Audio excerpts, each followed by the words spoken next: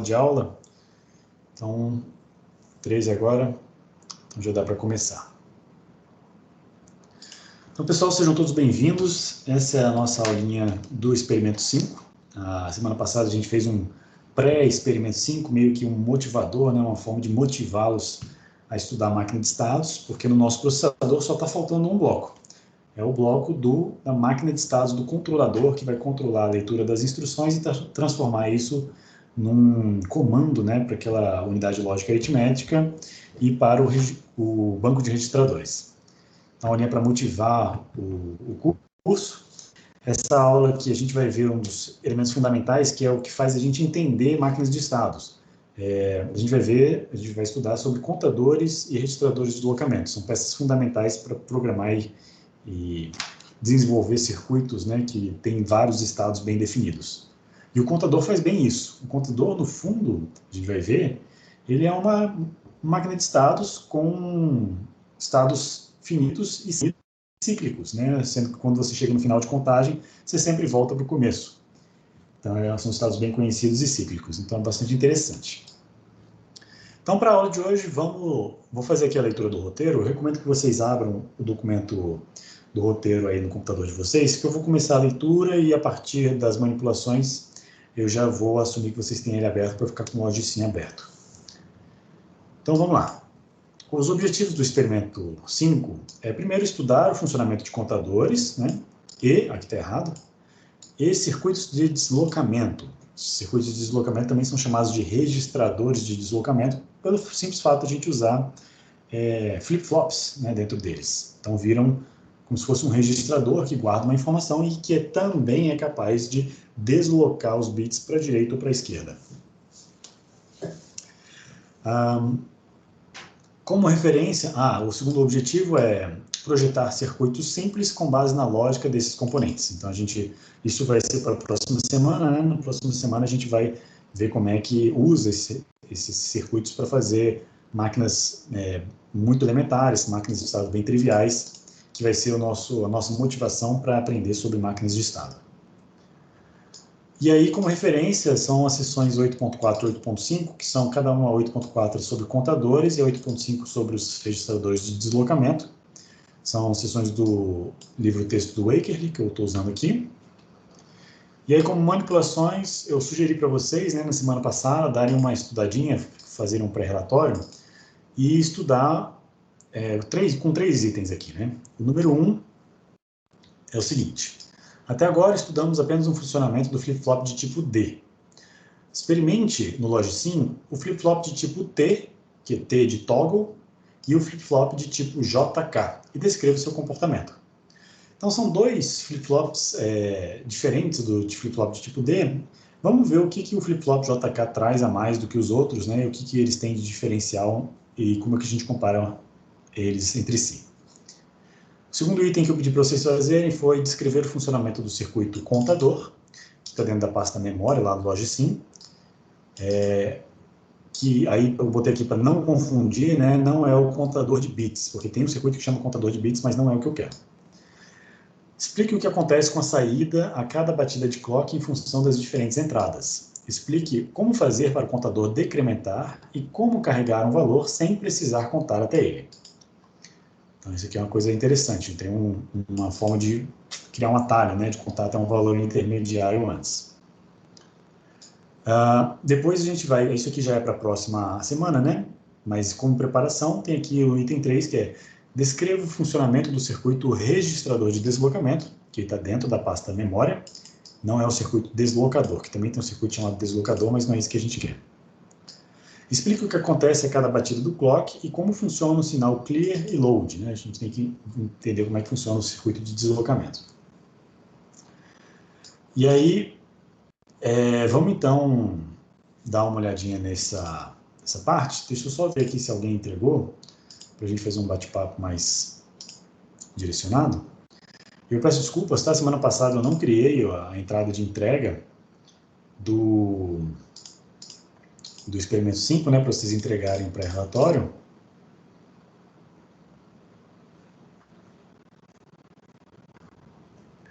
Eu tenho aqui do Felipe,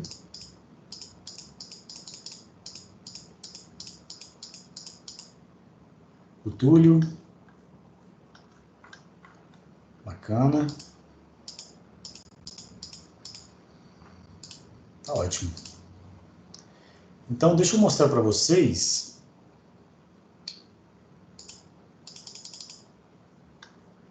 o que nós temos aqui. O Túlio, inclusive, mostrou as imagens aqui do LogSim. Valeu, Felipe, exatamente isso que eu estava esperando. Só para a gente botar a turma toda no mesmo passo, né? na mesma cadência, no mesmo ritmo. Deixa eu fazer uma leitura aqui desses componentes no LogSim. Então, deixa eu compartilhar com vocês aqui o LogSim.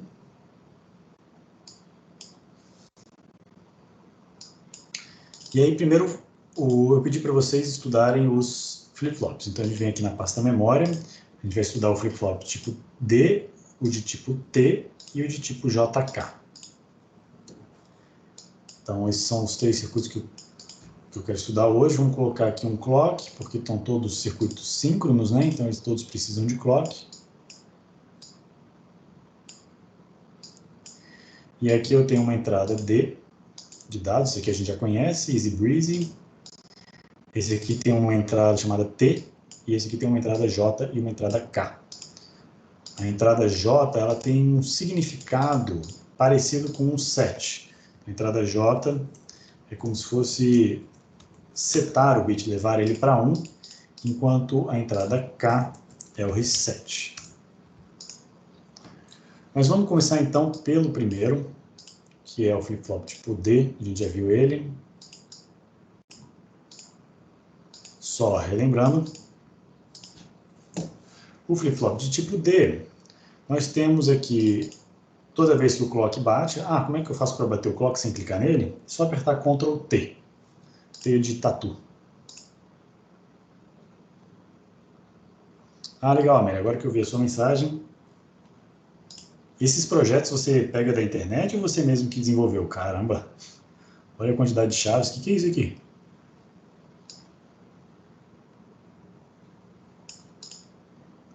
Esse bloquinho aqui é o quê?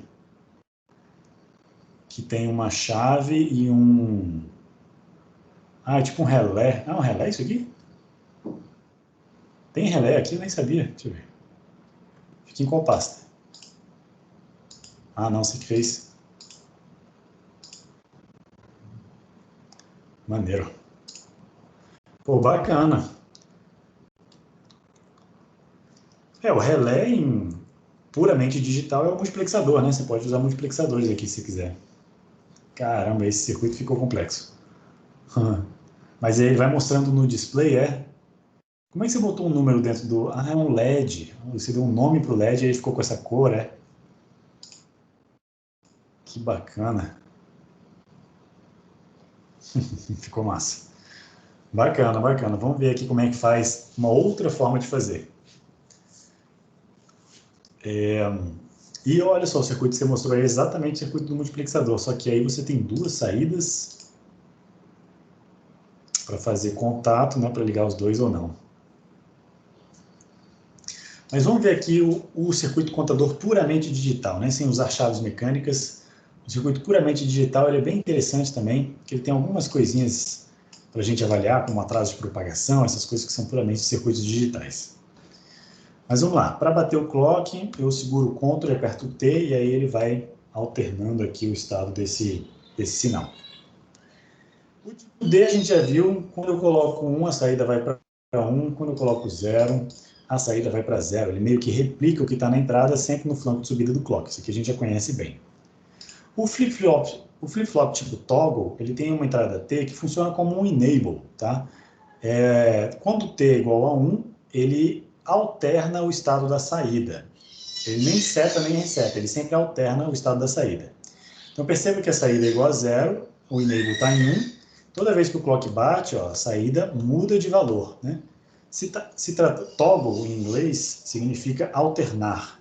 E se tratando de valores digitais, né, a gente só tem 2 valores possíveis para o bit, que é 0 e 1. Então, alternar entre 0 e 1, basicamente isso que ele faz. Então, bateu o clock, foi para 0. Bateu o clock, foi para 1.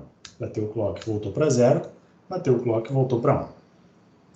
O flip-flop tipo T, ele tem uma funcionalidade a mais, né, do que o flip-flop tipo D.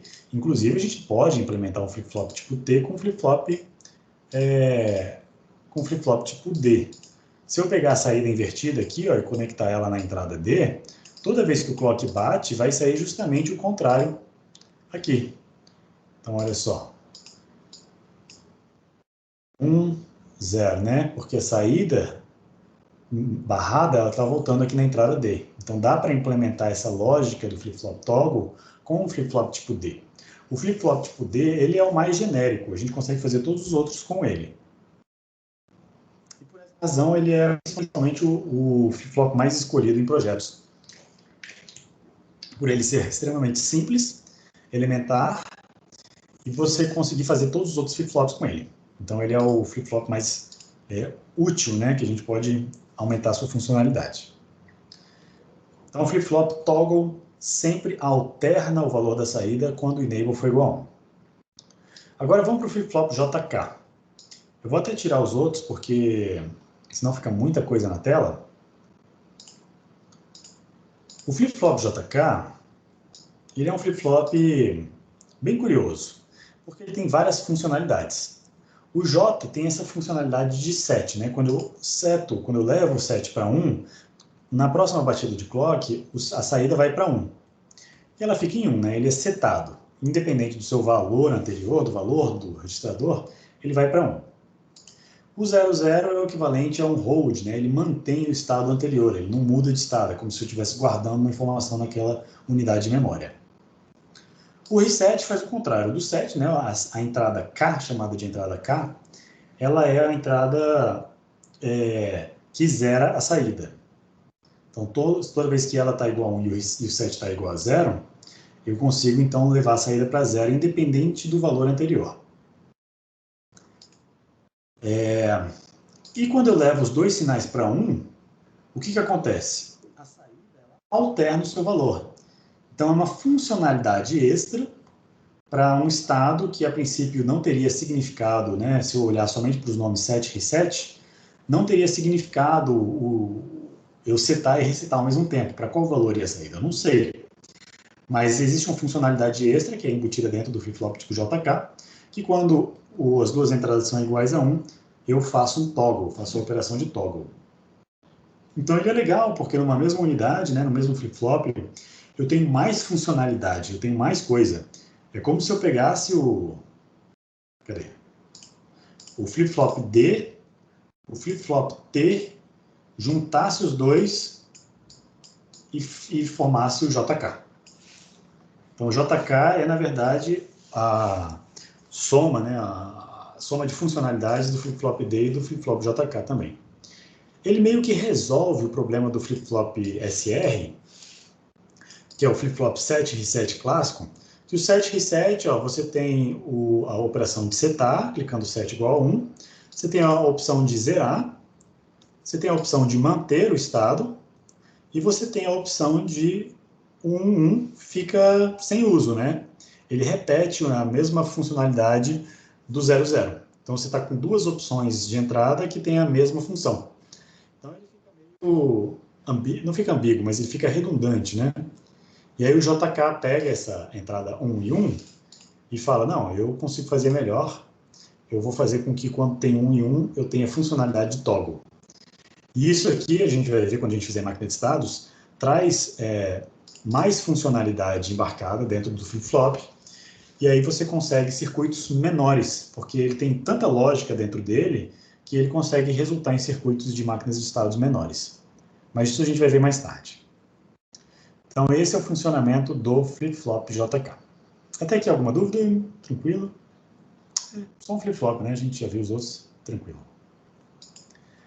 Agora vamos para a primeira parte do pré-relatório, que é explorar o funcionamento de um contador. E o contador é um elemento que está aqui também na pasta memória, chamada contador. O contador tem várias entradas, né? Ele tem uma entrada chamada de contagem, cont, CT, e uma saída Q. se eu pegar aqui e fazer um contador, sei lá, de 16 bits, vamos deixar de 16 bits porque é o tamanho da arquitetura que a gente está desenvolvendo, né? E aí eu pego aqui, só para a gente ver a saída, a gente pode ver a saída aqui no valor, né, dele aqui que ele mostra, mas eu vou botar um pouquinho maior aqui no ponto de prova. E aí, em vez de ficar os 16 bits aqui, que fica muito grande, né, fica ruim de ler, eu vou colocar em formato hexadecimal para compactar, né, a cada conjunto de 4 bits num algarismo hexadecimal. Então, ele vai contar de 0 até 9, aí no 9 ele vai para o A, que é o 10, aí até o 15, que é o F, e aí depois o 16 é o 1, 0, né? Então, vamos ver isso funcionando. Eu preciso conectar o clock aqui. Vamos no clock. Então, quando eu habilito a entrada CT, que é tipo como se fosse um enable, né? E quando ela é igual a 1, o contador conta. Então, toda vez que o clock bate, ó, bateu, o contador está incrementando o seu valor. Ele vai até 7, 8, 9, chega em 9. Lembra que são 4 bits aqui, né? Em algarismos hexadecimais, ele vai para o A, aí B, C, D até o F. E aí, quando dá o F, vai para o bit mais significativo, vira 1, 0. Então, ele continua contando assim. Então, é um contador no seu sentido bem clássico mesmo de contar até um valor predeterminado. Ele tem uma entrada de reset, que permite você zerar o contador e começar do zero de novo. E aí, olha só, se eu quiser um contador e eu quiser estabelecer um valor máximo, teto de contagem, eu quero que ele conte de 0, sei lá, de 0 até 9. Eu vou pegar a saída desse contador e vou comparar com o valor fixo de 10. 16 bits, né? Então, eu quero contar de 0 a 9, né? Eu quero contar 10 batidas de clock.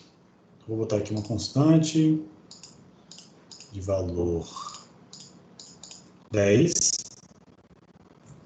000A. E aí, quando esses valores forem... dá para fazer a comparação também? Os relés é para fazer a comparação, Amélia? Entendi. Eu vou te mostrar uma outra forma aqui bem bacana de fazer a comparação. Então, olha só. O comparador aqui, ele vai me indicar quando que a saída do contador foi igual a 10. E quando ela for igual a 10, o contador vai zerar. E aí, vamos ver isso funcionando. Então, estou lá contando de 0, 1, 2, 3, 4, 5, 6, 7, 8, 9. No próximo flanco de subida, o sinal de reset vai para 1. E aí, o contador vai para 0. Isso vai acontecer tão rápido que a gente não vai nem ver, porque o reset ele é assíncrono. Então, olha só, vou fazer a última batida de clock, presta atenção aqui na saída, off. Ela foi para 0 e não foi para o A. Isso porque quando chegou em A, a saída do igualdade aqui foi para 1, zerou o flip-flop, o que fez com que essa saída aqui voltasse a ser 0 quase que instantaneamente. Então, o simulador fez isso tão rápido que a gente não conseguiu ver. Tem uma forma de ver passo a passo, né? É só você fazer a simulação passo a passo aqui, então apertando Ctrl I.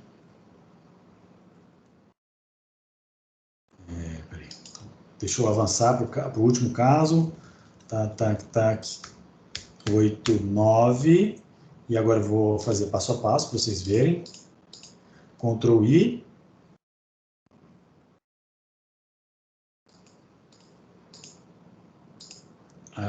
Parece que isso aqui não funciona 100%. Bom, enfim. Mas vocês entenderam, né? Do último batida de clock, ele vai zerar porque o comparador está falando que é igual. Agora, gente, tem uma outra forma de fazer essa comparação, né? Aqui é interessante porque eu fiz um computador que vai de 0 até 9, então ele conta em base decimal, né? 0 até 9, eu posso ter mais um que conta de 0 até 9, juntar os dois para fazer um que conta de 0 até 99. Usando o bit mais significativo, né, de carry entre um e outro, a gente pode fazer isso aí.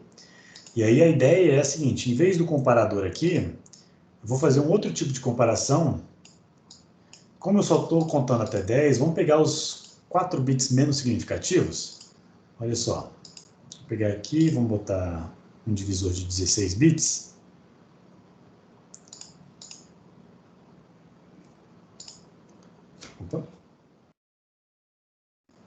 E aí eu vou pegar os 4 bits menos significativos. Vamos fazer assim, que aí os 4 bits menos significativos ficam aqui. Pegar esses 4 bits menos significativos. E aí o circuito que faz comparação, né, que verifica se os sinais são de igualdades, a gente já viu anteriormente que é a porta ou exclusivo. Mais precisamente, é a porta não ou exclusivo. Né? E aí eu vou pegar portas não ou exclusivo de 2 entradas e vou comparar os 4 bits. Eu quero que os 4 bits sejam iguais a um valor pré-determinado. E aí esse valor, como eu quero contar até 10, bota aí no chat para mim quanto é que é 10 em binário. Em 4 bits.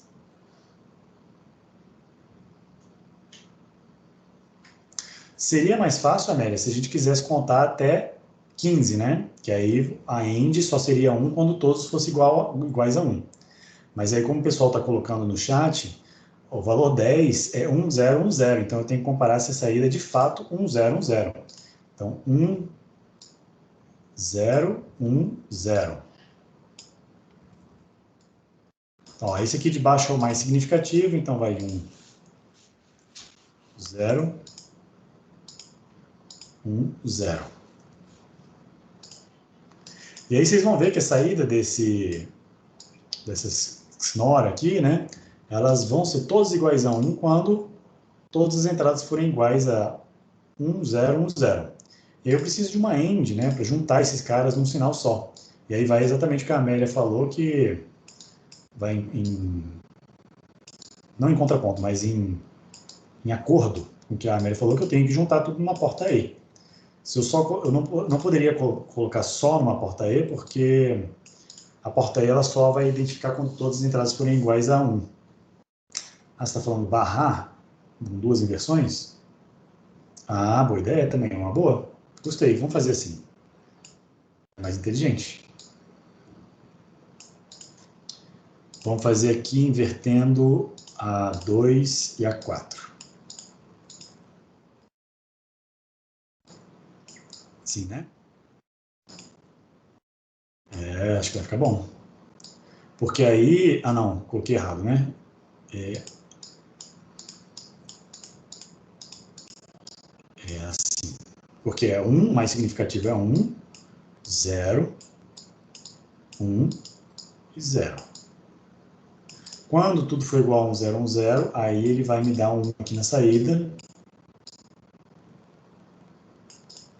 E esse sinal aqui, vamos chamar de max, né? Ou, sei lá, até o máximo. E é esse max que eu vou usar para resetar o meu contador.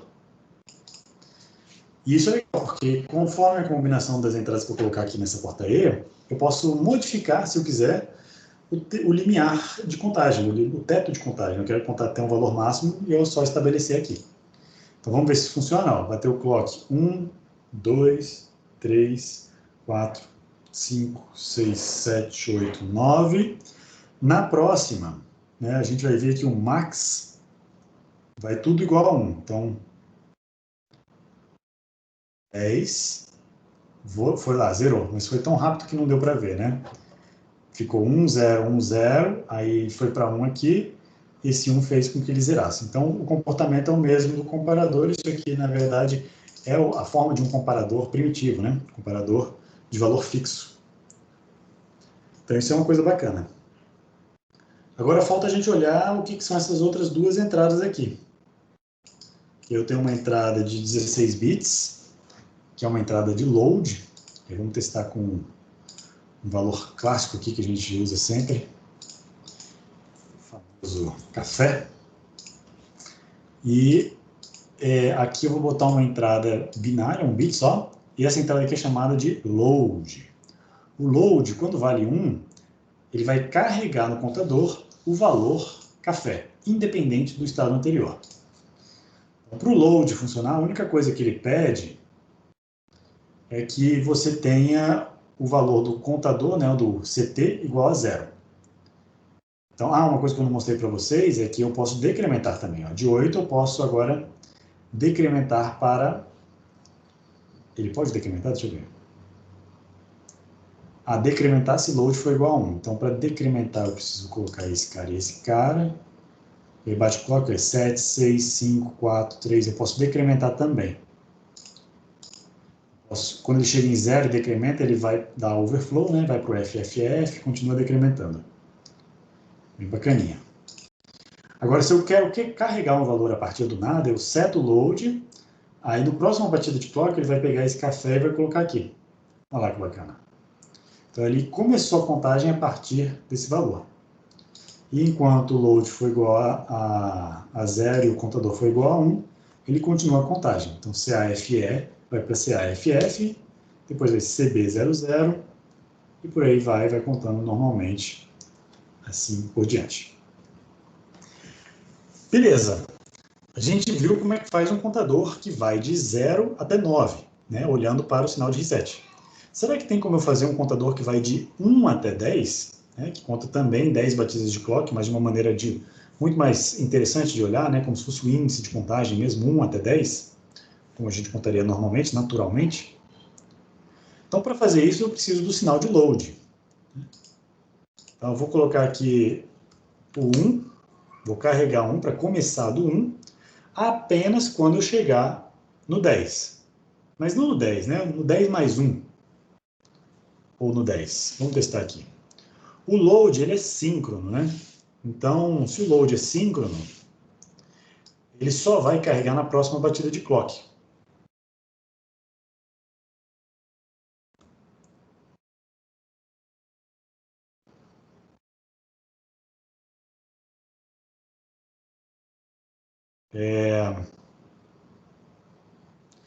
Só que aqui tem um probleminha, né? Porque o max, ele só vai, de fato, fazer o load se o CT for igual a 0. Então, ao invés dessa entrada aqui, vamos botar a inversão do max, né? O não max.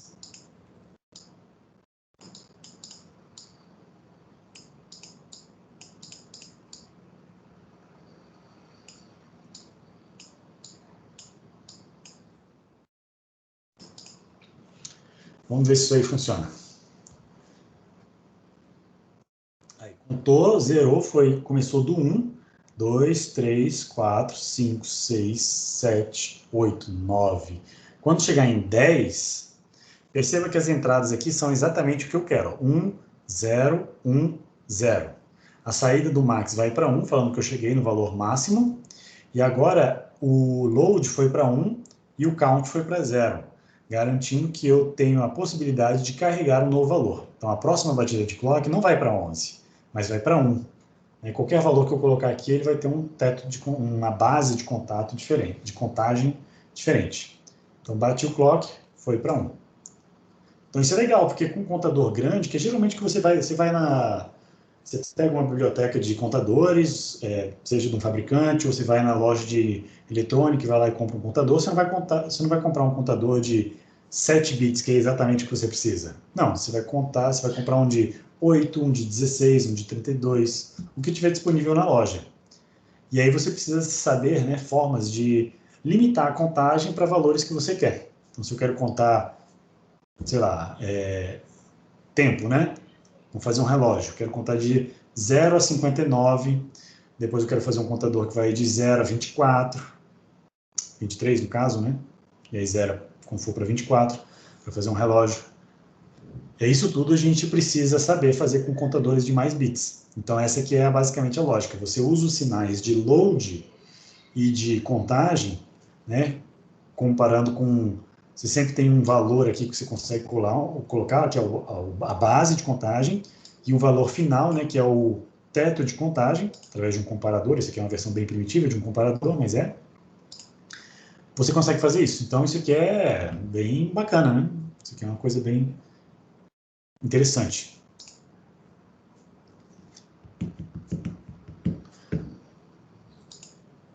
Acho que é isso, E é isso, pessoal. Então, esse aqui é o contador. Eu vou deixar para fazer o pré-relatório do registrador de deslocamento na próxima aula, porque não faz sentido eu fazer agora e a gente só vai ver esse conteúdo na próxima aula. Então, acho que é melhor a gente ficar um pouquinho aqui só falando de contador mesmo. Sabendo disso aqui, gente, faz para mim aí um contador que conta de 0 a 59. Vamos lá, vou deixar uns 15 minutinhos aí para vocês fazerem. Acho que 10 minutinhos tá bom. 10 minutinhos para vocês fazerem um contador que vai de 0 a 59 para a gente fazer um relógio, por exemplo.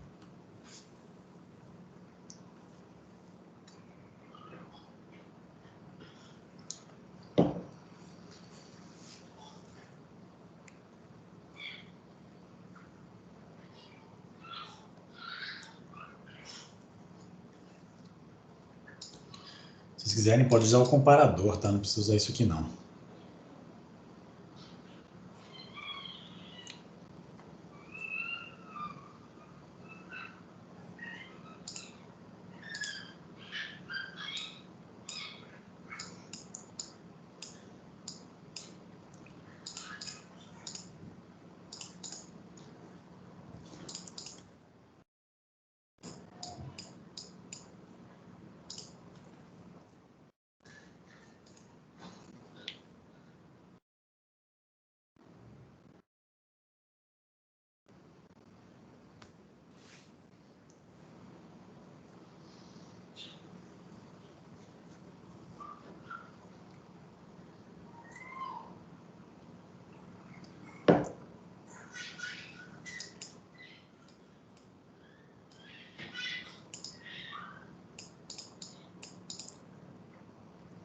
Fica muito feio se eu colocar assim.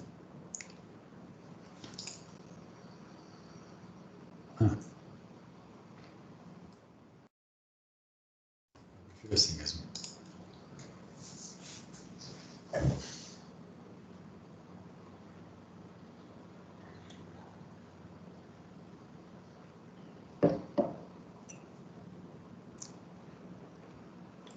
Deixa eu ver se eu consigo, Rodrigo. Só que o menu aqui vai ficar um pouquinho ruim. Vê se fica melhor aí para você. Mesmo maximizando a tela aí, se você maximizar a janela da conferência,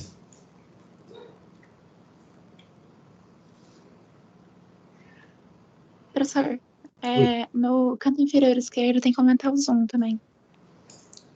legal, não sabia disso não. Então eu posso deixar ele grande assim. Bacana. É o equivalente, só que aí o menu aqui fica pequeno, né? Mas eu acho que tá bom. Será que tem como botar um valor intermediário?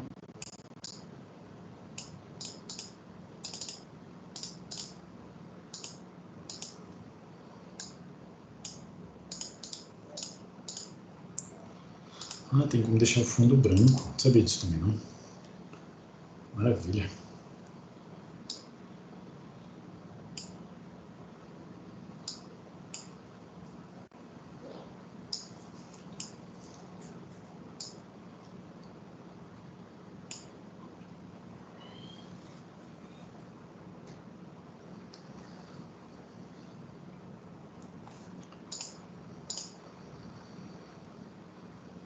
Saquei, entendi.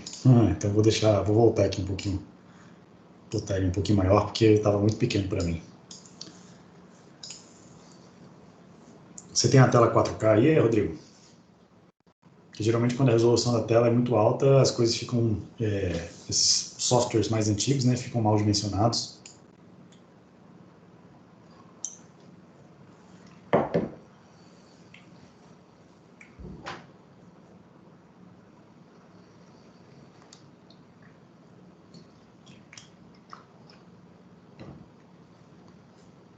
Saquei.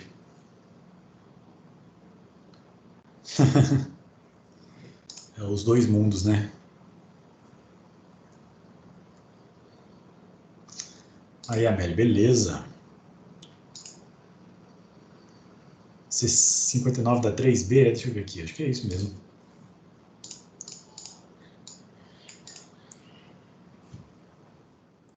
B, perfeito.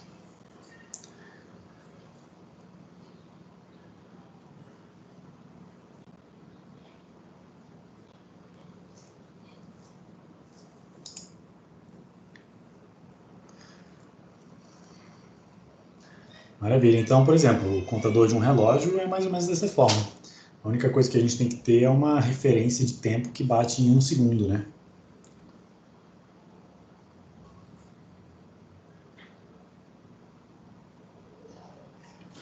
É, exatamente, um interno. Boa.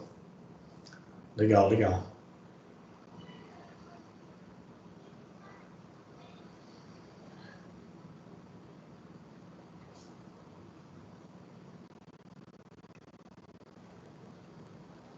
O problema de usar a E é que você não consegue botar um valor genérico, né, de comparação na entrada. A XNOR, ela funciona como um comparador mais genérico. Ah, vocês já fizeram um conversor lá na teoria? Bacana, bacana. Esse aí é a luzinha daquele carro lá, como é que é?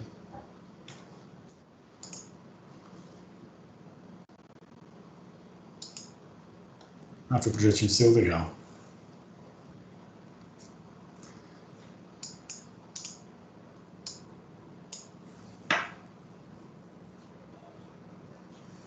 Boa, é assim que faz mesmo.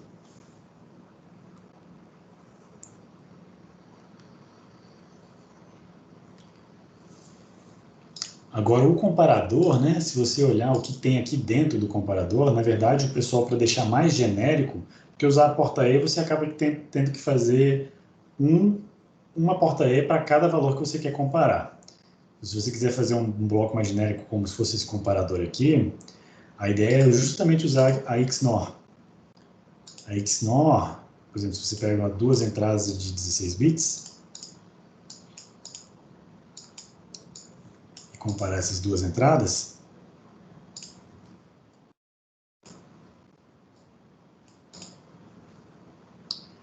a saída só vai ser tudo igual a 1 quando você tem os dois valores iguais. Qualquer valor diferente aqui, ele vai dar pelo menos um valor diferente. Quer ver? Vamos mostrar aqui. Vamos abrir essa saída em 16 bits.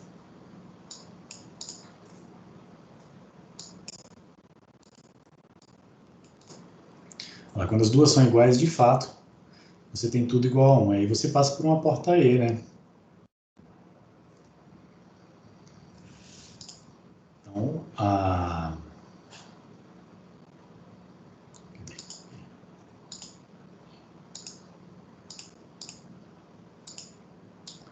se você passar por uma porta E, quando tudo for igual a 1, FF, aí a saída dá 1.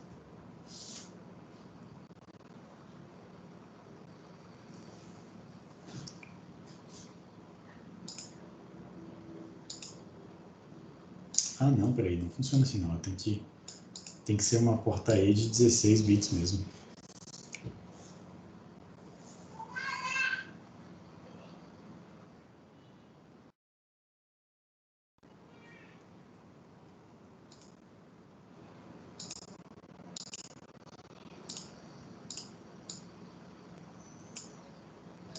Eu vou usar aquela manha de pegar um a mais para ele encaixar. Aí qualquer valor diferente que você colocar aqui, café é diferente de chá. Não dá para escrever.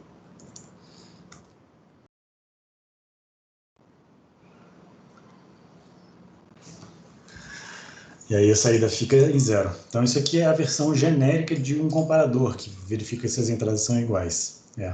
É um inversor controlável, exatamente. Uhum.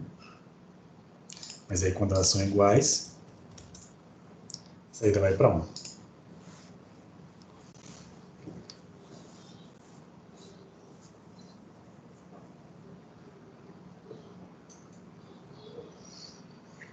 Depende, ele sempre bota aqui, Daniel, o número do bit. Então, se tem aqui o 0, ó, esse aqui é o 0, e o último aqui embaixo ele bota com 15, só que tá de cabeça para baixo, né? Então tá bem esquisito de ler. Se quiser botar de cabeça para cima, tem que virar ele aqui. Não, peraí.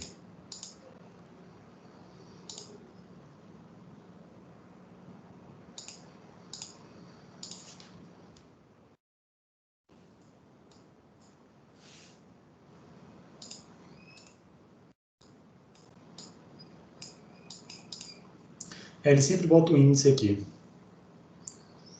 Se você clicar no distribuidor, você pode escolher qual bit está saindo em qual posição também.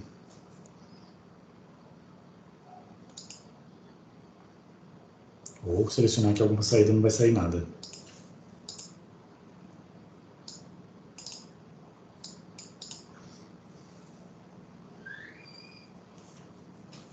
Mas o comparador, de fato, ele é usado usando lógica de cascateamento, né? Porque ele te dá um sinal de maior que e menor que, para indicar se as entradas são menores, uma é maior ou a outra é maior.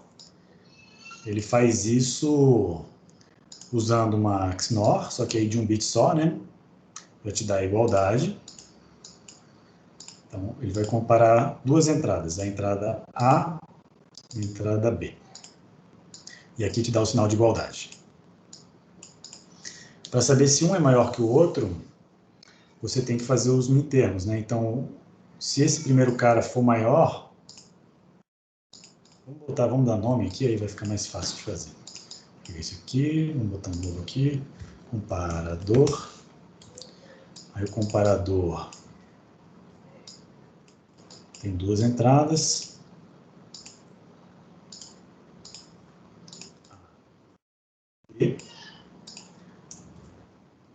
E três saídas, que é a saída de igualdade, a saída de maior, isso aqui é quando eles são iguais, isso aqui é quando é maior, e quando A for menor do que B. O de igualdade é fácil, é esse aqui, é o XNOR, de A com B.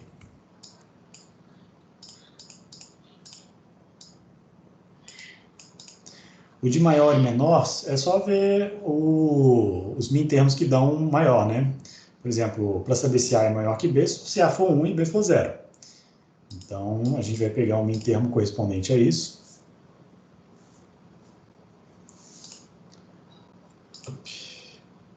E de duas entradas.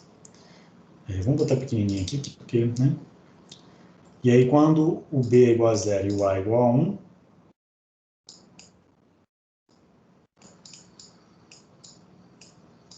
eu tenho que A é maior que B. Quando é o contrário, eu tenho que B é maior que A. Então, quando eu inverter esses caras aqui,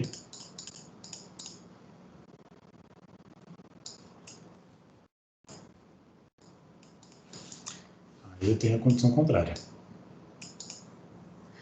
Se você testar, ó, A maior, são iguais, A é menor, são iguais. Então tá certinho. E aí eu pego este circuito de comparador,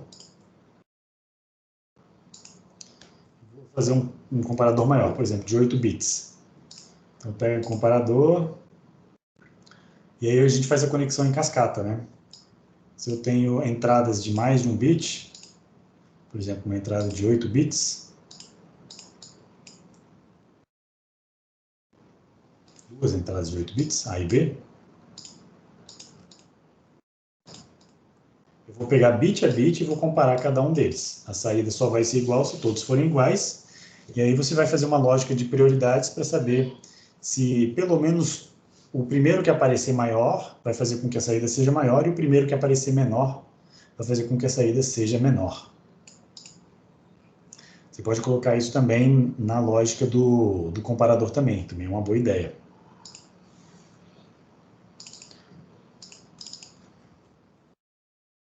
Então, por exemplo, eu posso colocar aqui mais entradas adicionais para fazer conexão em cascata. Então, A e B são conexões que entram aqui de cima. E aí eu vou fazer entradas adicionais, que representa o estágio anterior era menor, o estágio anterior é igual, o estágio anterior era menor. Acho que fica mais interessante pensar assim. Se o estágio anterior é menor, não importa o que aconteceu aqui, eu sei que o resultado final vai ser menor. Então, esse cara aqui ele tem precedência em relação a essa lógica. Então, vou colocar aqui uma porta ou, né? Não, porta ou? Não, peraí.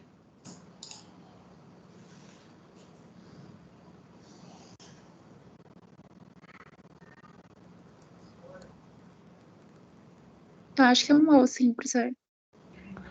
É uma ou, mas tem que ter a condição inicial, se não me engano, de ser igual, que é uma ou menor que, porque você tem que adicionar também a condição de se eles chegaram iguais e esse daí é menor que.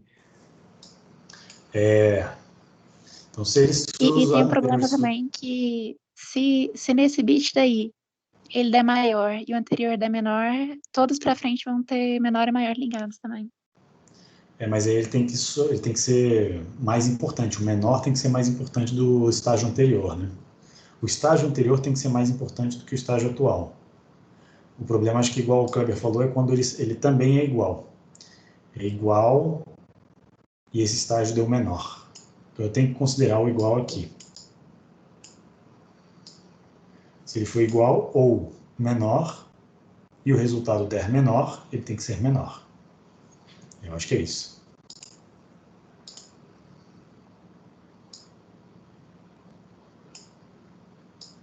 Aqui, professor, eu tenho a tabela verdade do comparador, se eu não me engano, o 7485.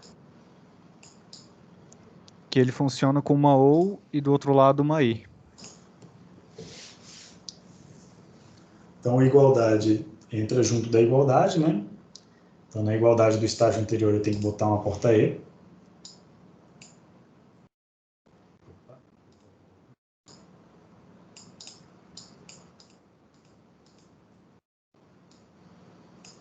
Vamos separar essas coisas aqui para ficar um pouquinho mais distantes.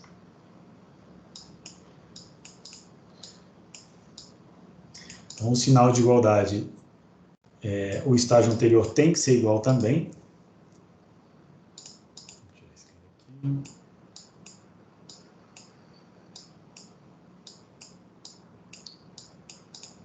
Porque quando não for igual, eu sei que uma das outras saídas vai ter precedência. Ah, eu conectei ao contrário. Então vamos falar que esse aqui é o maior. Esse é o maior e esse aqui é o menor. Só para fazer o mesmo sentido. Então, peraí, se o estágio anterior for maior ou igual, e esse estágio for maior, então com certeza é maior. Agora, se esse estágio for igual e o estágio atual for igual, então a saída é igual, dizendo que os dois são iguais. Agora, se o estágio anterior A for tabela que o menor... Kleber colocou A tabela... fica bem mais simples de implementar, eu acho, professor. Se for menor ou igual... Ah, é mesmo. E esse menor que da entrada, tá, o less than... Então, o A e B são do estágio atual, né? Isso, A e B são em estado atual e os outros que estão ali são as entradas que chegaram anteriormente, são dos estágios anteriores. Tá, vamos fazer isso então. Vamos só renomear aqui. A N-1 é menor.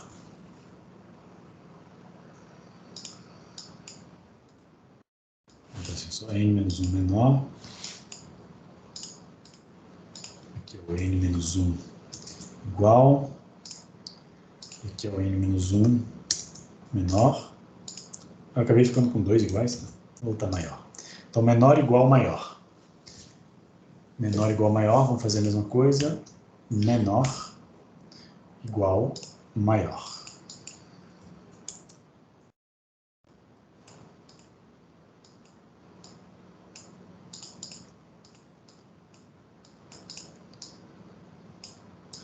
Então vocês já viram esse circuito lá na teoria, né? Estou tentando aqui fazer de cabeça, nunca dá certo.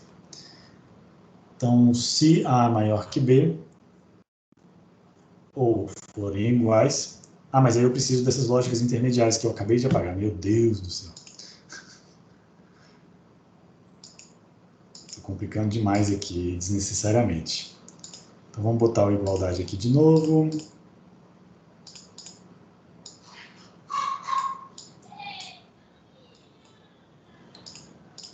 Este Esse aqui indica que eles são iguais, o estágio atual. O que for maior é a porta E. 2 entradas. Sim. E o menor é o contrário. Pronto.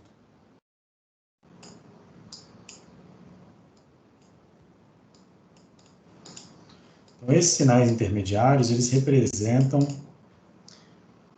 quando A é maior, fica embaixo, quando A é menor, fica em cima, quando eles são iguais, fica aqui no meio. E aí, a ideia é que a saída só vai ser maior. Vamos começar por em cima, então. Aqui em cima,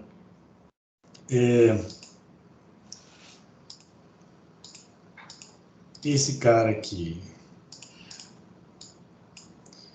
vai ter uma porta O e uma porta E.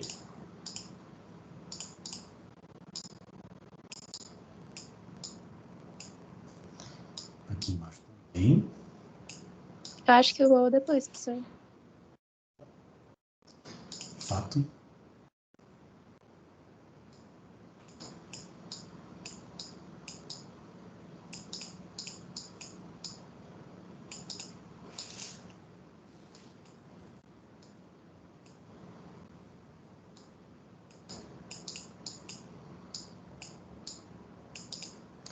Então, a gente vai comparar. Se os dois forem iguais,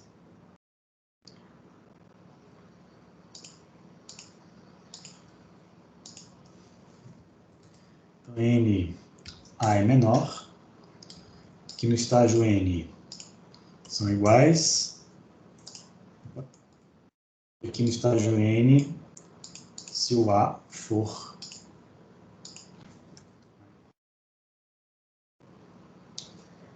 Então, vamos pegar aqui, se eles são iguais e se for menor, A é maior, aqui.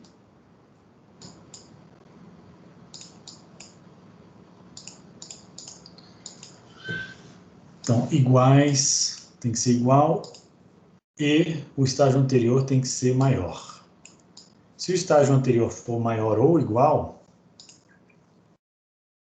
não, se o estágio atual. Não, isso aqui não tem como acontecer. É porque é o estágio anterior, gente. Se o estágio anterior for maior, é esse cara aqui. Então, vamos botar aqui o N-1. Vou fazer esses mesmos sinais aqui.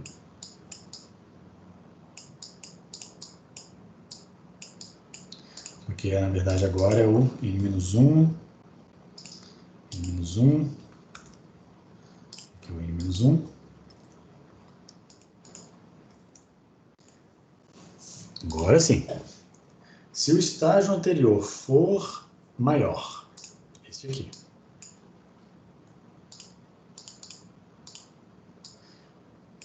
E o estágio atual for igual, então, com certeza, aí a saída é menor. Aí eu inverti aqui de novo, né?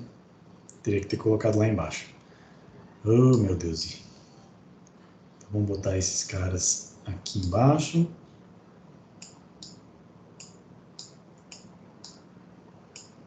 Reorganizar isso aqui.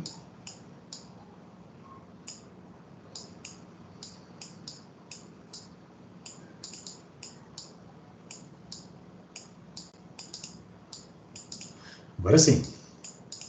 O estágio atual só vai ser maior se for igual e o estágio anterior for maior, ou se o estágio atual for maior. Porque se o estágio atual for maior, eu tenho certeza que o resto é maior.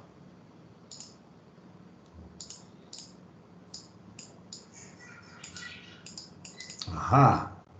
Estamos chegando lá, galera. Aqui a gente vai fazer de maneira bem equivalente, né? Se o estágio atual for igual e o estágio anterior foi menor, então ele é menor.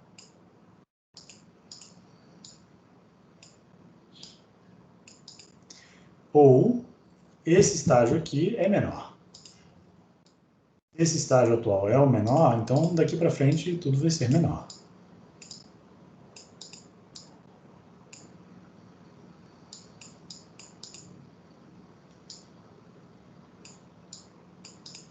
E a igualdade é somente se esse estágio atual e o estágio anterior forem iguais. E aí ele vai levar em consideração todos os estágios, né, porque eu vou conectar ele em cascata.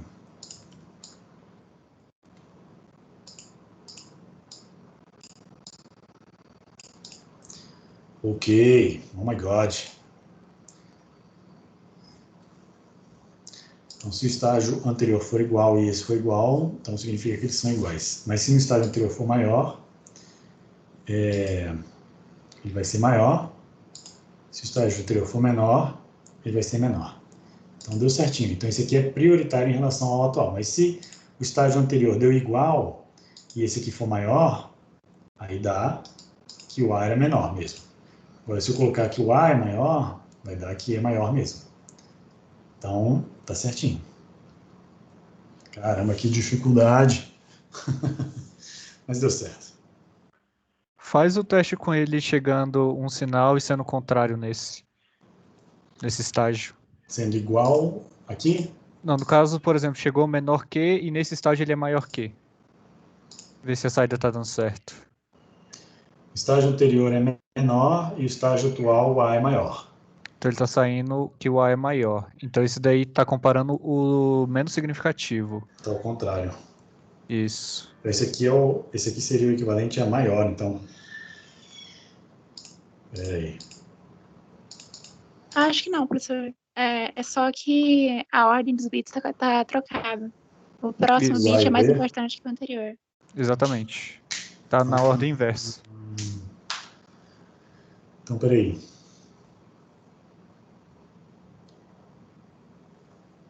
Qual ordem? Não tô vendo. Essa aqui? O nome A e B? Não sei onde que tá esse problema, porque no caso, esse comparador que a gente fez, ele tá colocando a maior prioridade no bit que a gente está analisando no momento, e não no anterior. Esse Deveria aqui, né? ser o inverso, exatamente. Deveria ser o contrário. Eu segui as equações aqui. Pois é. Vamos ver. Eu Maior na acho que tá certo, saída. professor.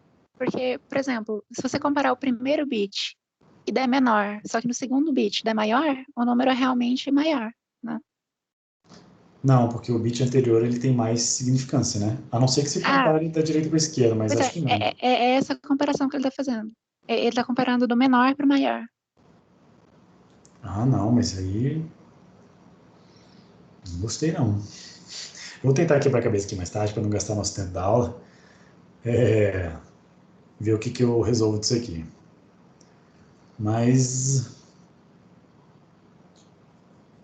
Que não faz sentido se comparar da Assim, esquerda, para da direita para a inverter esse esquerda. comparador, você teria que só trocar a ordem dos bits, se você quiser comparar da outra ordem.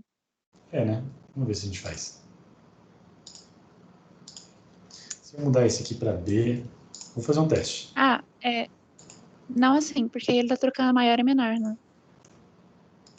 Só isso aqui não é suficiente, né? Vamos ver se o estágio anterior. Seria trocar a É entrada maior. dos bits na sequência de comparadores, no cascateado. Você diz começar pelos bits menos significativos? Uhum. Que é como essa fórmula aí funciona, eu acho. Você começa pelo bit menos significativo e o último comparador na cascata é o mais significativo. Entendi. Depois eu quebro a cabeça com isso aqui, eu vou tentar ver o que está acontecendo. É porque eu queria fazer seguindo do mais significativo para o menos significativo, porque eu acho que se você já achou um que é maior, você não precisa calcular os outros, ele meio que tem precedência e ignora o resto. Mas eu vou tentar quebrar a cabeça aqui e ver o que consigo, porque seria essa comparação aqui, eu acho que é isso aqui que está errado, esse cara tem que ter prioridade, esse é o estágio anterior. Eu acho que o erro está aqui. Eu estou achando que o seu A e B aí é do estágio anterior, não é não?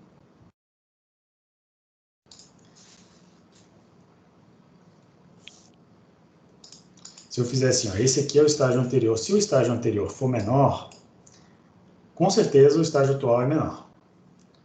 Agora, se o estágio anterior for igual, o n-1 for igual, e o estágio atual for menor, aí ele vai ser menor. Essa é a maneira como eu faria, fazendo do bit mais significativo para o menos significativo. Então, se eu tentar usar essa lógica, pode falar. Eu acho que assim vai ser essa lógica mesmo. Que assim faz mais sentido, que eu tô olhando aqui na equação e acabou que ele não apresentou o circuito, ele só apresentou a equação. É. Porque para mim o estágio Na anterior... equação, eu acho que funciona para essa questão de comparar do menor para o maior. Que assim, talvez isso fosse útil se você quisesse comparar pedaços do número, por exemplo. Eu quero comparar só os 4 primeiros ou só os 3 primeiros, por exemplo. Realmente. Mas vamos ver agora sim se funciona. Eu mudei a lógica para fazer com que o estágio anterior tenha prioridade, porque eu estou pensando que o estágio anterior é o mais significativo. Então, se o estágio mais significativo for menor, então eu não preciso nem calcular esse aqui, eu sei que ele é menor. Se o estágio mais significativo for maior, eu não preciso nem calcular o anterior, eu sei que ele é maior. E aí vamos ver se funciona. Se o estágio anterior for maior, e esse aqui, o A é menor, agora deu certo.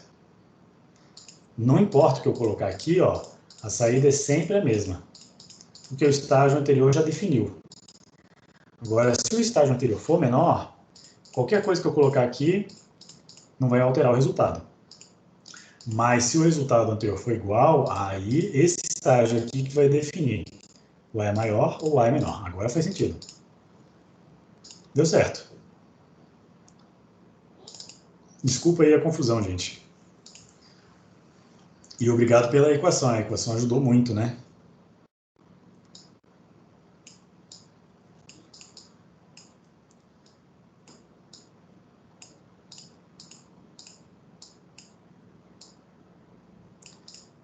Vou botar o A e B aqui em cima.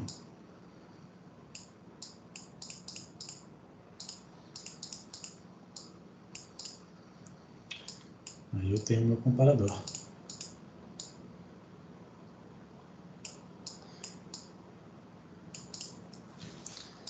Prontinho. Agora sim. Aí eu posso agora conectar os comparadores em cascata, fazendo assim. Aí eu vou comparando bit a bit. Beleza.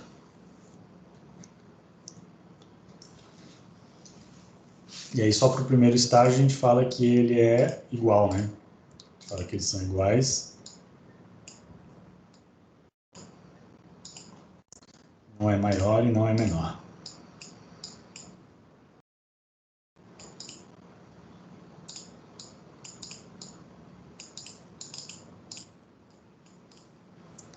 Pronto. Não, agora deu certo.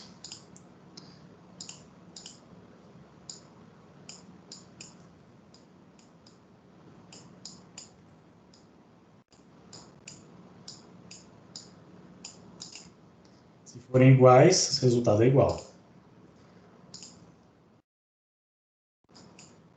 Se esse aqui já fala que ele é maior, que esse A é maior, o resultado já vai me indicar que ele é maior. Se eles forem iguais, esse aqui é menor, então fala que o A é menor nessa posição aqui. Se forem iguais, ele diz que é igual. Não, beleza, agora está funcionando. O Felipe falou assim, professor, a prioridade está no bit que chega depois da porta AND e que chega na OR. Não seria pelo delay na AND porta? Aqui a prioridade está na OR, né? A porta OR, ela é a que passa, né? Qualquer coisa ou 1 é 1 sempre. Então, 1 ele precede o qualquer coisa. Então, é como se esse sinal aqui tivesse prioridade em relação a esse. E se esse aqui já for 1, ele vai passar para a saída. E depois, se ele for 0, aí sim você calcula esse outro sinal aqui de cima. Pronto, beleza. Não, agora está funcionando. A gente falou tanto de somador e comparador que eu acho que valeu a pena mencionar aqui. Então, beleza, gente. Vamos agora fazer o nosso contador usando os flip-flops. Então, eu vou... O roteiro, quer ver? Abram aí o roteiro. Agora a gente terminou o pré-relatório, isso tudo era pré-relatório, 1h20 de pré-relatório. Agora a gente vai entrar na parte 1, essa parte 1 é rapidinha, tá? Projetando contadores. Aí, não sei se vocês estão com o PDF aberto aí, tentem abrir o PDF. Eu vou fazer a leitura aqui em voz alta para vocês irem acompanhando. Então, parte 1, projetando contadores. Contadores são peças fundamentais para entendermos como é estruturada uma máquina de estados.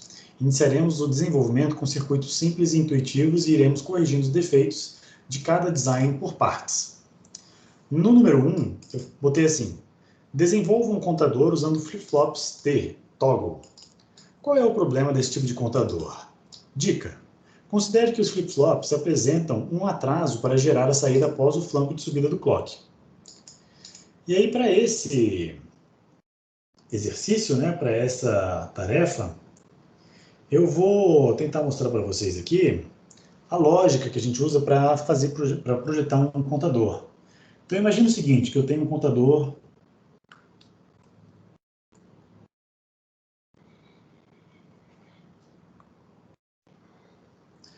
vamos sei lá, de 4 bits, só para começar com poucos bits. 1, 0, 2, aí vem 3, 4, 5, 6, 7, 7 e 8. E aí, vamos tentar observar o que acontece. Vou chamar esse cara aqui ó, de C0, que é o contador menos significativo, C1, C2 e C3. E aí, se a gente observar o que acontece aqui, se a gente olhar para o bit menos significativo, vamos considerar que cada linha dessa acontece num flanco do clock, né? Cada batida do clock eu estou contando mais um. Se eu olhar para o bit menos significativo, a gente percebe que ele está variando. 0, 1, 0, 1, 0, 1. E isso me faz pensar imediatamente em um flip-flop tipo T, tipo toggle. Porque a ação dele é justamente alternar o seu valor. Uma implementação bem elementar aqui, usando flip-flop tipo T, seria a gente conectar... Primeiro vamos observar a forma de onda, né? Se eu desenhar aqui um clock, que tem algumas percepções interessantes que a gente precisa ver. Aqui, por exemplo, cada flanco de subida eu tenho uma contagem, mais um, né?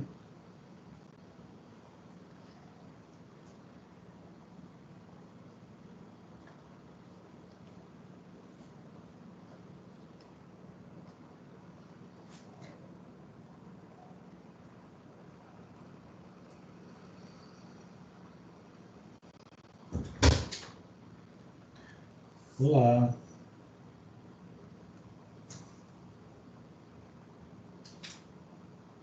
Vou fazer aqui, só para ficar mais elegante.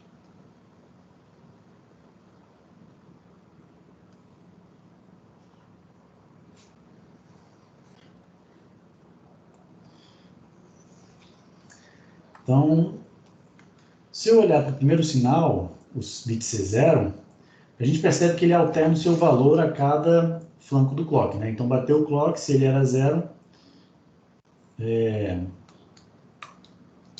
era 0 e depois passou a ser 1.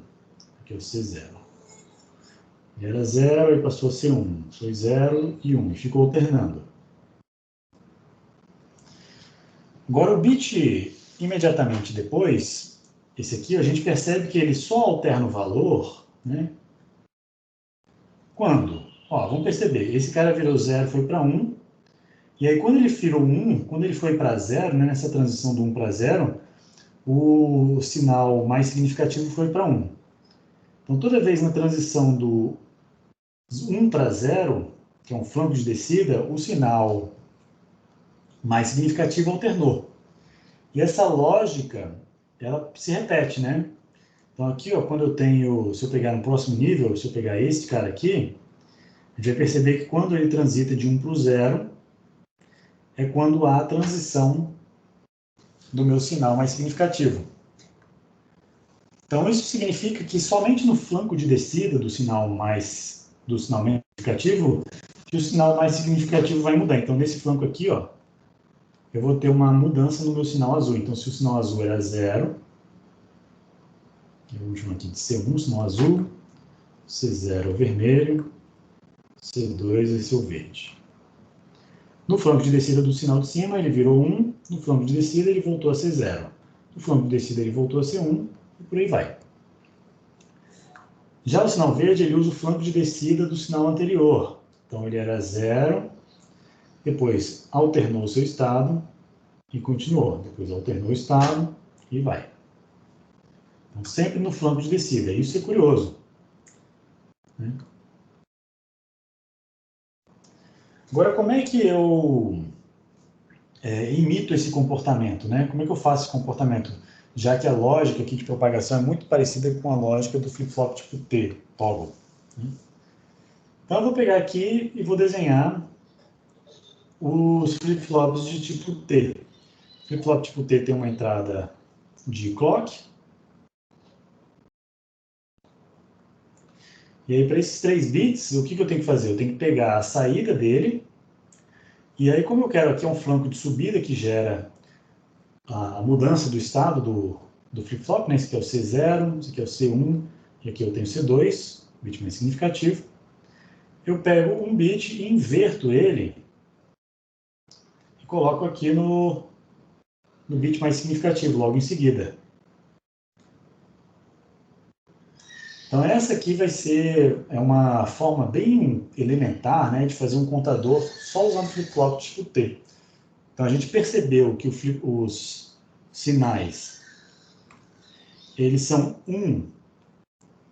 primeiro que você vê que a frequência, todos eles parecem clocks, né? Só que a frequência é sempre dividida por 2. Então, aqui eu tenho a frequência inicial do clock, aqui eu tenho a frequência do clock dividido por 2. No azul eu tenho a frequência do clock dividido por 4, né? Então as saídas é como se eu estivesse dividindo a frequência do clock em cada nível de 2 em 2. Isso é uma percepção interessante. E além disso, o que a gente percebeu é que sempre no flanco de descida a gente tem a alternância do estágio mais significativo. Então, sabendo disso, vamos ver como é que fica lá no Logsim.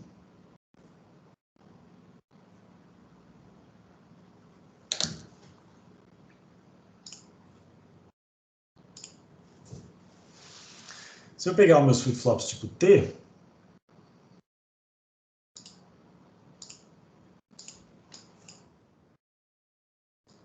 vou botar aqui 3 flip-flops, vou botar as inversoras.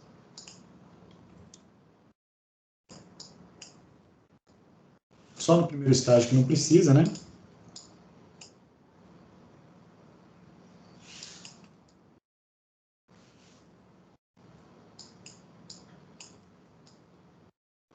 Aí eu conecto o clock aqui e a saída de 1 vai entrar na entrada do próximo estágio barrado.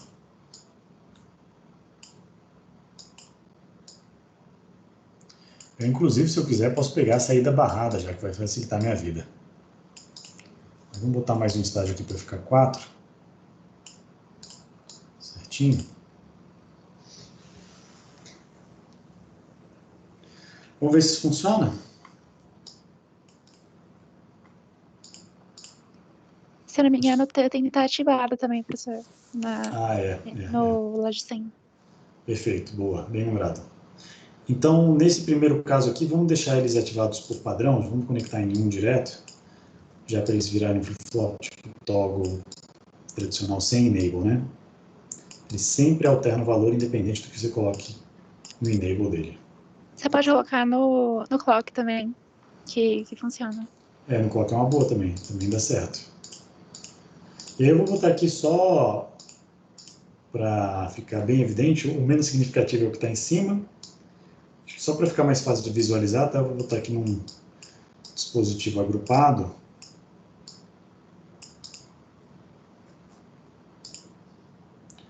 Vou botar um display aqui. Então vamos lá, vamos contar. Vou bater o clock. Bati o clock. O primeiro gerou um 1. Na hora que esse clock for para baixo, for para 0, né? Na hora que esse sinal voltar a ser 0, esse aqui vai gerar um flanco de subida aqui e vai gerar uma alternância nessa saída. Então ele vai para 1. 1 e esse aqui foi para 0, aí foi para o 2. Agora o primeiro acionou. o flanco de descida gerado aqui nesse sinal vai gerar um flanco de subida aqui na entrada do próximo flip-flop, que vai fazer com que ele vá para 1. Ele foi para 4.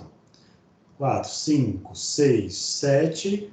Agora, o flanco de descida aqui vai gerar a saída do 8, né? E aí 9, 10, 11, 12, 13, 14, 15. Já foi o 15. Ah, 15. E aí a próxima batida vai fazer ele voltar para 0. Então, beleza. Olhando para esse circuito, ele funciona. Só que quem consegue me dizer aqui um problema dessa arquitetura?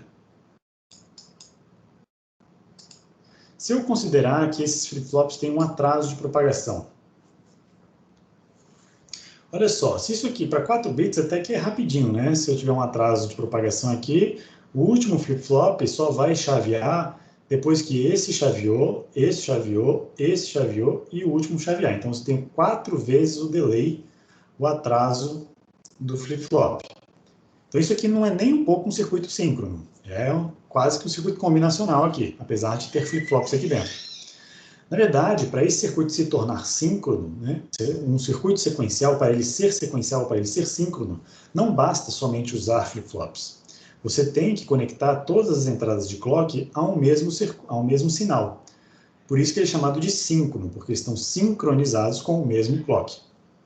Então, a segunda versão desse contador aqui é o que a gente chama de contador síncrono. E aí tem duas variantes, o síncrono serial e o síncrono paralelo. E meio que resolve o problema do atraso. O problema do atraso ele é bem evidente quando você tem... Aqui eu vou até mostrar no desenho. Né? Quando você está contando, e aí o pior caso é quando você muda lá do...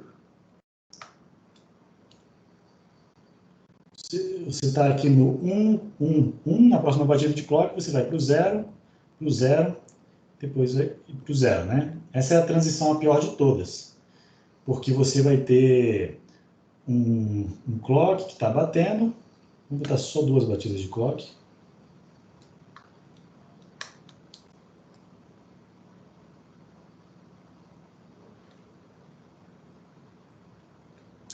E aqui você vai ter o C0, C1, C2, então eles foram para 1, 1 e 1.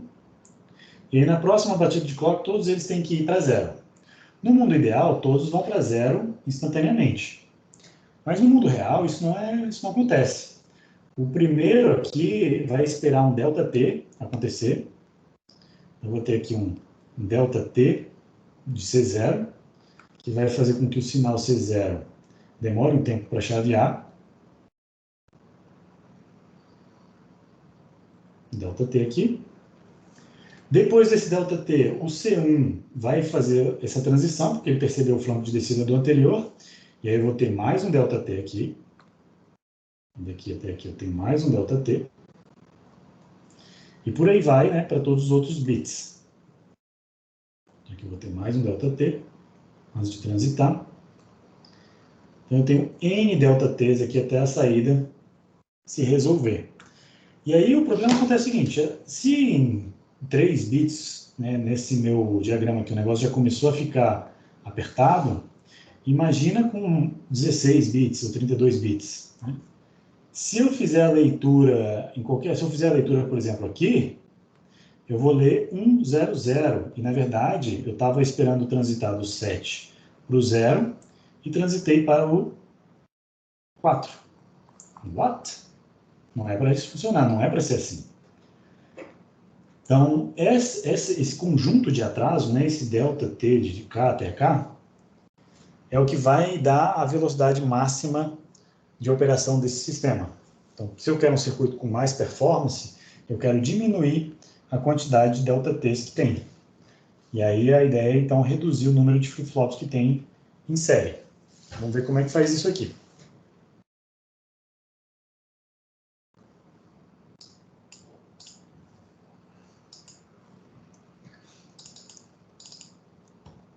Então, a partir de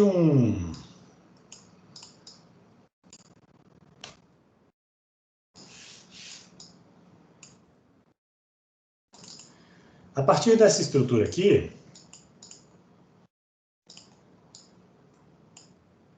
Vamos construir um contador síncrono.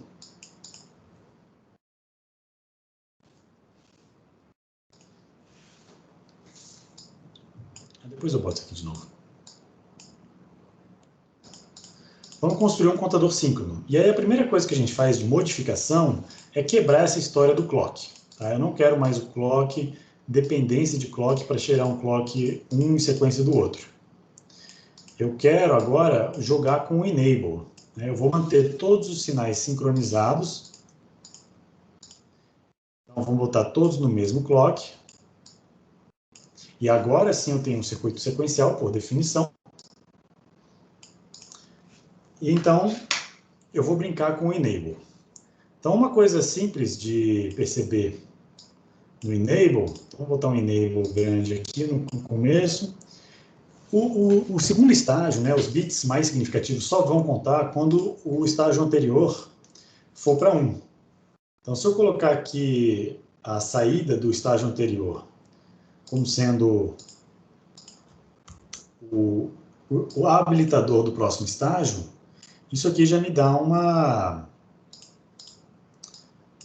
ideia boa, né, do que eu preciso fazer. Então, se eu fizer isso aqui,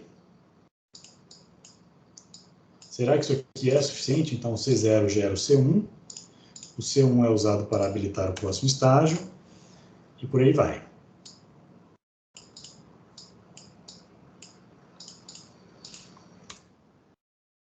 Então, o C1 gera o C2, por aí vai, e aí eu gero o C3 assim.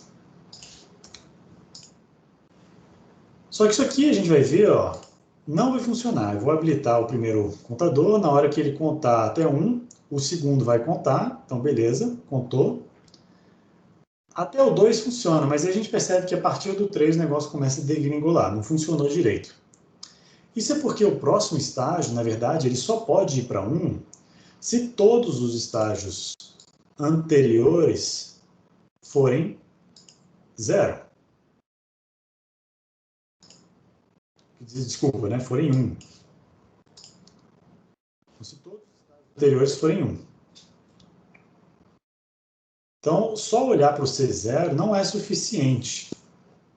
Aqui nesse caso é, mas para o próximo estágio já não é. Então, eu tenho que olhar se o C1 e o C0 são iguais a 1. Então, eu vou botar uma porta E aqui, vou botar uma portinha pequena de 2 entradas, que vai comparar o estágio anterior e todos os outros estágios anteriores dessa forma. Vou fazer a mesma coisa com o C2. Então, vou pegar aqui e vou comparar não só o estágio imediatamente anterior, mas vou comparar todos os anteriores, juntando através de uma porta E. É assim.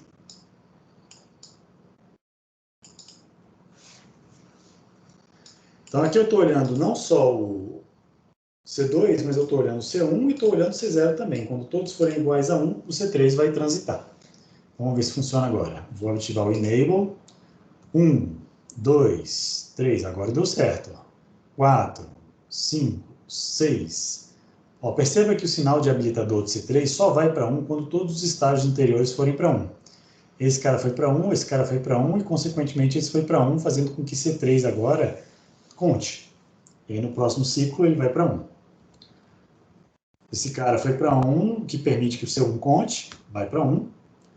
Foi para 1 de novo, o C2 vai contar, off, contou, e aí ele conta direitinho.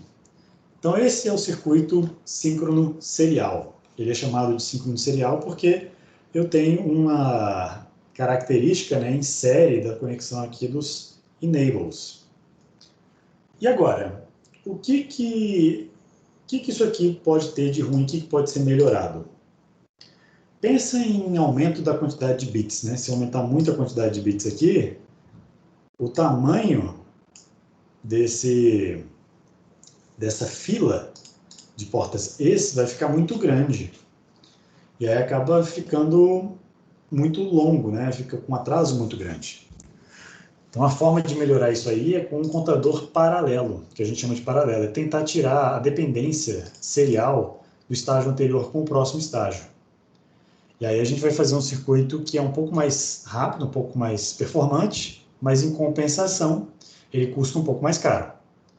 Então, por exemplo, para o estágio C2, né, eu vou levar em consideração tanto o C0 quanto o C1. Até aqui, a mesma coisa que eu tinha antes.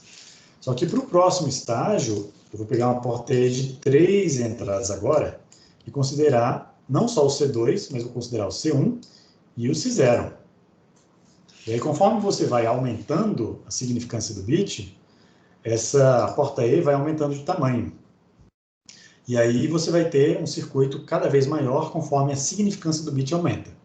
Mas essa solução ela tem uma performance mais alta que a solução anterior, porque eu preciso de menos portas lógicas, né, para esperar a saída se tornar... eu vou ter menos portas lógicas em série, né? Na verdade, eu vou ter sempre uma porta lógica aqui para gerar o sinal de enable. Então, esse circuito também, obviamente, funciona. Ó, 1, 2, 3, 4, 5, 6, 7, 8, 9, 10, 11, 12, 13, 14, 15. Beleza. Funcionou. Então, é uma coisa que a gente tem que ter em mente, né? E é isso. Então, esse é o contador síncrono paralelo, que resolve o problema de performance do circuito anterior. E aí, para terminar, gente, a aula de hoje, a última coisa que eu peço aqui no roteiro é a gente fazer esse contador. Ó, o número 4 aqui do roteiro é... Vou botar aqui. O número 4 do roteiro aqui é: escreva o código de um contador que seja capaz de incrementar, decrementar e carregar um valor inicial em Verilog. Então, eu vou dar aí para vocês 15 minutinhos, vocês abrirem o ActiveHDL. E, assim, não precisa quebrar muito a cabeça, porque esse código já está pré-pronto lá na segunda videoaula de Verilog. Pode pegar aquele código, trabalhar em cima dele, aumentando, né, a funcionalidade dele, né, para botar a capacidade de incrementar, decrementar e carregar um valor inicial, com um sinal de load e um sinal de dados em paralelo. Então vamos até 15h50 aí nesse exercício. Quero ver... Agora vamos para o ActiveHDL, né?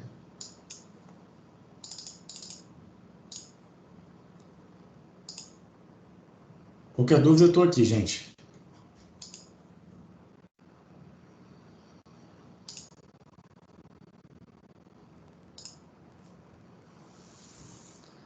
Não precisa fazer um contador usando flip-flops tipo T, tá? Pode fazer um contador usando aquela lógica de contador recebe contador mais um, ou cont mais, né? Pode usar o pós-incremento igual no C, igual a gente fez lá em Verilog na segunda videoaula.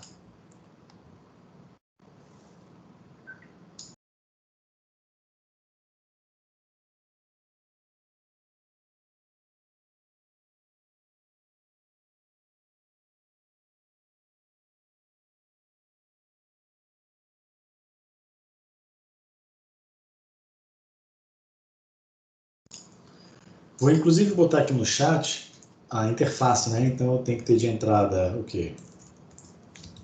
Um clock, um reset, vamos chamar de incremento e não decremento, em ND, sinal de load para carregar, sinal de dados aí de N bits,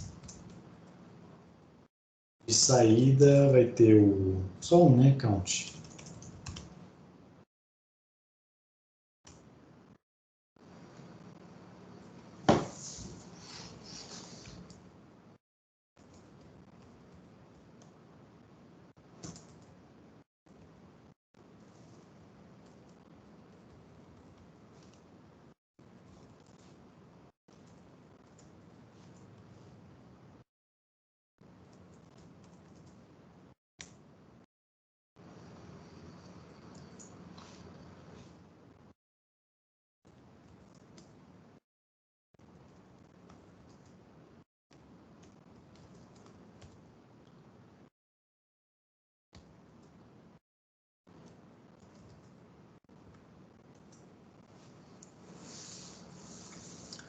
Então, eu coloquei aí no chat a lista recomendada de interface. Então, eu vou ter várias entradas, 1, 2, 3, 4, 5 entradas. Uma entrada de N bits para fazer a carga, né? Eu chamei de D de dados.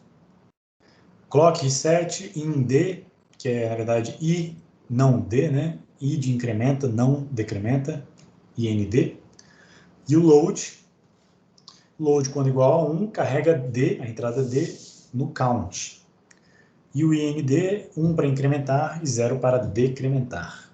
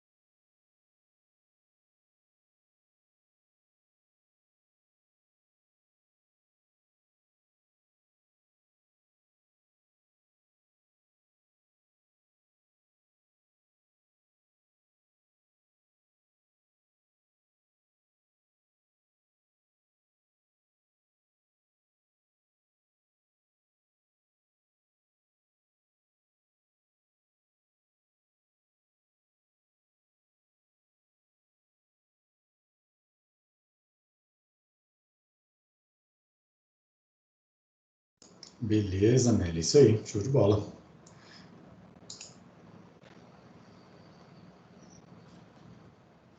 É bom a gente colocar sempre um reset para poder começar de um estado conhecido, né? O load também funciona mais ou menos como isso, se você carregar zero, mas o reset ele tem o seu papel fundamental de levar tudo para zero, é meio que padronizado isso aí.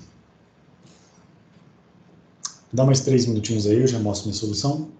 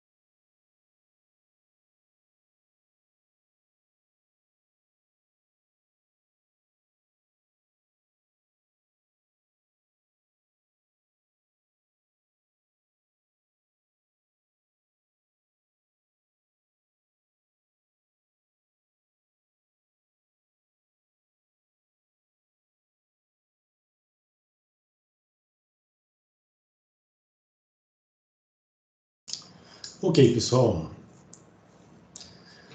Sei que já deu o horário da aula. Eu vou só mostrar minha solução aqui para vocês. Vocês compararem aí com o que vocês fizeram. Vou compartilhar aqui o ActiveHDL e vou mostrar o resultado da síntese que o sintetizador interpretou disso aqui.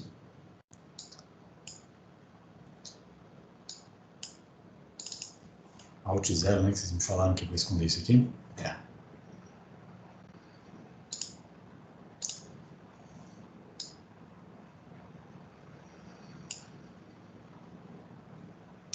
Então, esse aqui é o contador. Veja bem. O módulo contador, eu já fiz ele parametrável, tá? Com tamanho variável. N aqui, no caso, ele inicia em 8, mas pode ser qualquer valor. Tamanho 16 bits, 8 bits, 32 bits, tanto faz. Então, coloquei as entradas clock reset, incremento não decremento load, e coloquei aqui uma entrada D para carregar os dados e uma saída de tipo count para contar de 0 até 2 elevado a n, menos 1, né? A única diferença é que eu coloquei as entradas todas de tipo wire logic e a saída, a única coisa que eu coloquei diferente foi usar var, né, o reg, para quem estiver usando Verilog 2005 para trás, porque eu vou precisar escrever nela dentro de um processo, então eu coloquei ela como var. E aí dentro do bloco always, aqui eu já estou usando a representação amigável, a síntese, né, que a gente viu que a gente poderia usar sem esse POSEID no reset do ponto de vista de simulação, mas o sintetizador ele não gosta, ele pede para a gente botar um POSEID aqui no reset, então eu já fiz dessa forma.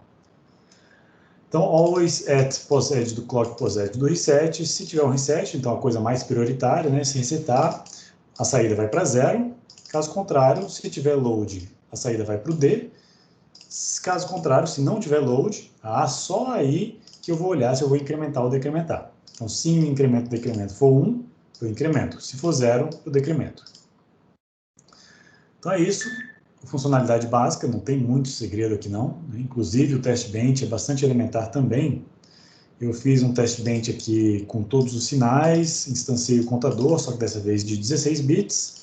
Chamei essa instância de unit under test. E aí coloquei os sinais do clock, reset, a entrada D, incremento não decremento, load e o count, que é a saída.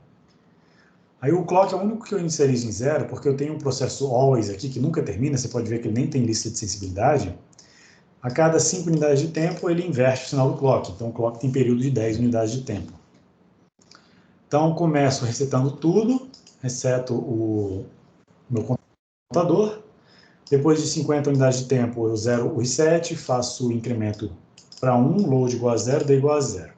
Então, primeiro eu testo ele incrementar, depois eu testo ele decrementar, depois eu testo ele carregar a palavra café, e depois eu testo ele continuar incrementando a partir de café.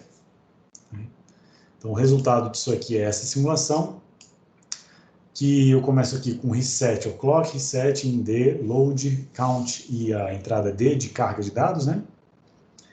Então, eu vou aqui, reset igual a 1, independente do valor, mesmo o valor sendo desconhecido do D, do load, do IND, a saída count vai para 0. Então, isso aqui é bom. Agora, a cada batida do clock, quando o reset está em 0 e incremento em 1, o circuito vai contar, né? Então, conta 1, 2, 3, 4, 5, aí eu mudo o incremento e decremento para 0, para começar a decrementar, aí vem 5, 4, 3, 2, 1, 0, e aí faço uma carga, né? Faço um load da palavra café. Carrego, ele carrega café aqui, e aí quando eu solto o load, ele volta a contar a partir de café, e aí CAFE vira CAFF, CB00, CB01, 2, 3, 4, 5 e por aí vai. Então esse é um contador bem simples, ele é simples de implementar em Verilog, mas a sua descrição também é bem elementar. E aí vamos ver, só para finalizar aqui a aula, vamos ver como é que um interpretador, um sintetizador interpreta esse código Verilog. Aí eu rodei o mesmo código aqui no... só para vocês verem que é o mesmo código, eu coloquei aqui o código do contador com 8 bits, clock reset, entrada D, inc D, load, count, etc. Com a mesma lógica, né, de incremento, decremento, carga e o reset. E aí o sintetizador, ele interpretou a seguinte coisa, ele gerou esse circuito automaticamente a partir da minha descrição Verilog. E aí o que ele fez? Ele botou aqui um banco de flip-flops, um conjunto, um agrupamento de flip-flops, todos no mesmo clock, todos com uma entrada clear do reset e uma entrada D de dados aqui. A saída desse contador, esse aqui que é o contador, né? A saída desse contador registrada, ela entra dentro de dois circuitos, um somador e um subtrator. Esse somador e subtrator são selecionados a partir de um sinal chamado in ou decremento, né? Incremento ou decremento, o que faz todo sentido. Se o valor for 1, ele incrementa, se o valor for 0, ele decrementa. Essa saída passa por outro multiplexador que só seleciona o incremento e decremento se o load, aqui de baixo, for igual a 0. Se o load for igual a 1, ele vai carregar aqui o valor da entrada D, né, do meu sinal D, que entra direto aqui no meu banco de registradores. Desculpa, no meu banco de flip-flops, né, no meu registrador aqui. Então, o contador nada mais é do que um circuito registrado, um registrador, junto com um somador ou decrementador aqui, subtrator, a formar esse circuito. Só que isso não é tudo, né? Esse aqui não é o circuito implementado de fato. Se eu abrir o circuito que foi implementado na FPGA, que foi gerado, a gente vê um circuito bem maior. É um circuito mais difícil de entender, porque ele começa a tentar traduzir aquelas lógicas do somador e decrementador em circuitos que são à base de memória. Então, eu pego uma lookup table aqui, eu posso até ver o conteúdo dela, mas qual será o... eu consigo ver até a tabela verdade aqui desses circuitos. Ó. Inclusive, esses circuitos aqui são circuitos 001, 010 é 0, 1 e 1 é 1, é uma XNOR, né? Ele está comparando, é um comparador, para ver se o sinal é igual. Em algum momento aqui ele compara isso. Ele tem aqui também mais lógica, lookup tables, isso aqui já é uma porta de 3 entradas, então um pouquinho mais complexa, uma tabela verdade um pouco mais complexa que a anterior. Então aqui fica muito difícil ver se esse circuito ele corresponde ao circuito que eu desenhei em Verilog. Eu não sei dizer, né? Não está evidente, não consigo fazer a leitura desse esquemático tão fácil assim. Ele é muito complexo para eu ver isso. Então, eu teria que rodar uma simulação aqui usando a informação desse circuito e não do meu circuito Verilog. E isso é possível fazer numa ferramenta de síntese. Além disso, ele considera o atraso de propagação de cada uma dessas portas, né, para saber se o sinal de saída está sendo gerado corretamente. E, por fim, dá para ver na foto aqui do chip, né, aqui dentro do chip da FPGA, quais foram os slices que o sintetizador usou. E aí eles estão aqui embaixo. Ó. Se a gente olhar aqui embaixo, ele até escolheu automaticamente os pinos, porque eu não escolhi, mas ele escolheu, ó, num contador de 8 bits, ele escolheu aqui 8 flip-flops, 4 aqui em cima, mais 4 aqui embaixo, todos flip-flops de tipo D. Ele escolheu aqui uma lógica que tem propagação de carry, então provavelmente isso aqui é o somador-subtrator, tá? Em algum momento, somador-subtrator. E aqui ele deve ter, muito provavelmente, implementado os multiplexadores. Eu não sei o que ele implementou, mas eu, chutando, eu diria que isso aqui são os multiplexadores. Então, isso aqui é mais ou menos como que o sintetizador optou por fazer esse circuito, tá, no chip da FPGA. Então, é bem curioso, bem simples, circuito simples, né? Então, ele fica pequenininho aqui embaixo, mas é bem interessante. Pessoal, com isso eu fecho a aula de hoje. Eu queria saber se vocês têm alguma dúvida. Se vocês têm alguma dúvida, alguma curiosidade, se vocês querem saber alguma coisa que eu não falei. Basicamente, é isso. Espero que vocês tenham aproveitado. Eu acho que a grande mensagem da aula de hoje, né, o que tem que ficar aqui é o seguinte.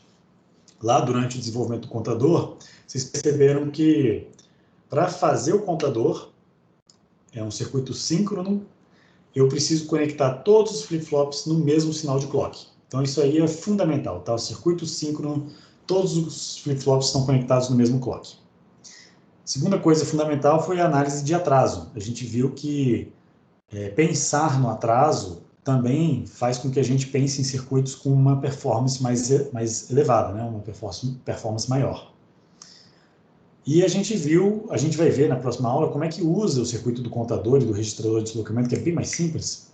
A gente vai ver como é que usa esses caras para fazer uma máquina de estados bem mais rudimentar, assim, é o começo das máquinas de estado. Que a gente vai usar o valor do contador, né, o valor numérico do contador, para acionar especificamente algumas saídas, né, para falar, olha, nesse momento essa saída tem que ser igual a 1.